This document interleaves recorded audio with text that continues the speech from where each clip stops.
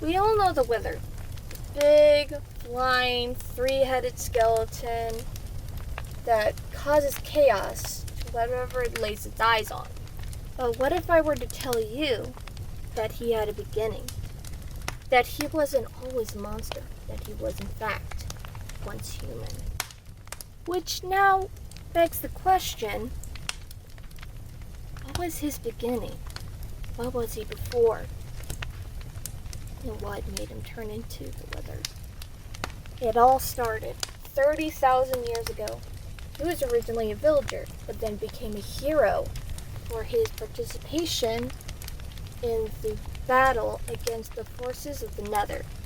People said that it was he who was the one who slayed the most. Others say that he was the one who destroyed the Nether portal. But regardless of what he had done, he was world famous, and his story spread throughout the world. And with that, his tale is growing to legends. One of the legends about him say that he slayed 20 ender dragons with a single stick. And others say that he was so terrifying and powerful that a single glance would scare any creeper away. How true these legends are, I'll leave up to you. But one thing remains certain as fact, that every legend has its flaws. As time passed throughout his life, and as he grew more and more popular, he became more greedy. Till one day, he was asking himself, why should I listen to these laws? Why should I listen to these mortals? As you can see from his thought process, he began thinking himself like a god. Why should I care about these people? I am the reason why they aren't slaves to the piglins. I am the reason why these fools still draw a breath. As his thoughts began to grow darker, he realized something. I can take over the world with ease. I can take over their town. I can kill their leaders. I can do anything I want. And they won't even suspect me. Those fools trust me so easily. I can easily, so very easily, do whatever I want. And they wouldn't suspect little old me to do anything.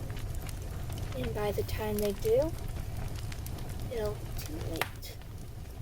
And unfortunately, he was right. By the time his plan did take action, no one really suspected the hero to do anything. No one expected that the hero was the one that was doing all of this. By the time they did, it was almost too late. There were a group of people that were still left away from his empire. People that were able and ready to take him down, even if that means killing him. So they all made a plan. They would lure him into the woods where there wasn't anybody who could protect him, where he couldn't grab anything, where he was completely helpless. The next day, one of the conspirators told the man that they had found something that would make him immortal. The hero immediately fell for it and was lured out into the woods, not expecting of anything. Why would he? He thought himself invincible, totally invulnerable to any weapon. But he would quickly discover that it was a trap, that he would not make it out alive. All the men immediately jumped on him, kept beating him, kept pummeling him, kept stabbing him, until his body grew still, his breath was gone, and his heart had stopped. His reign of terror had finally come to an end. For the crimes he had committed while he was alive, his body was banished to the Nether. He was given no funeral, no eulogy, just the burial of a traitor. And after that day, all the portals to the Nether were closed. The world finally had begun to heal. As soon as legends turned into old wives' tales as a warning for children to never venture into the Nether. For 10,000 years, the people in the overworld lived in peace. But the thing you need to know about the Nether is that it is powerful. It can, and it will change you, living or dead. Shortly after the people had buried the man, the Nether had brought him back, and it changed him to something far worse.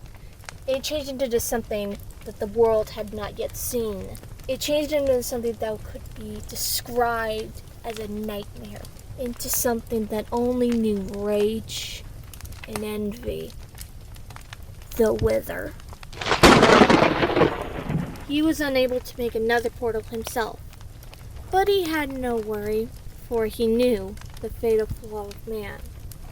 Curiosity. The needing to explore the unknown.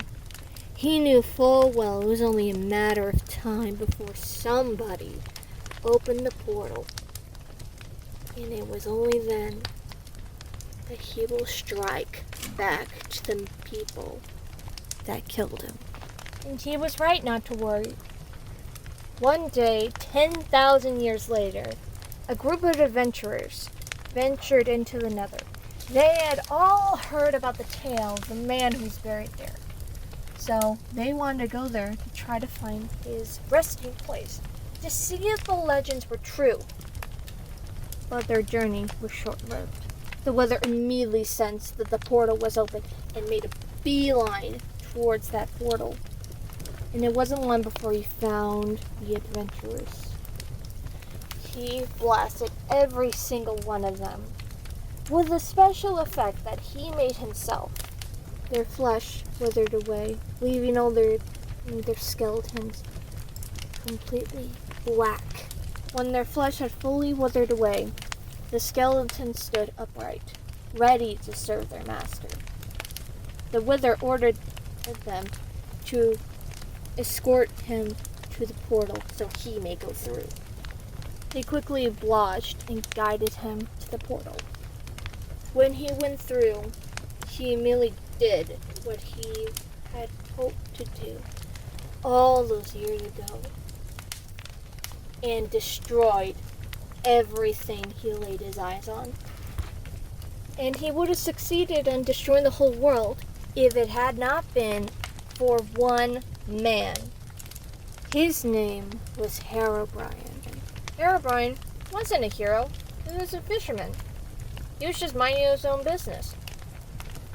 But the minute that he saw the home that he grew up in on fire and people screaming all around him, he knew he had to act.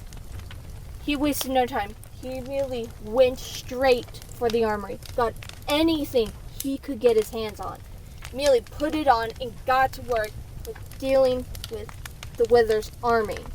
But he knew he couldn't do it alone. So he yelled out to the masses, "If you wish for the lives of your friends and your family to live on, then take up arms and follow me!" That one yell brought courage to the villagers' hearts, and they took up arms, and they went forward to defend their village. Many people were slain, but it was the people of the overworld who came out victorious. And Herobrine was the one who slayed the three-headed beast. The Wither had died again. He had failed again. But his story is still not over. People say that if you place two soul sand on top of each other, then place one soul sand both on the left and right side, and place a Wither skull for each 3 blocks, he will live again. And I'm sure you're wondering, what about Herobrine? How did he become the ghost we all know him today? Well, that's a story for another day.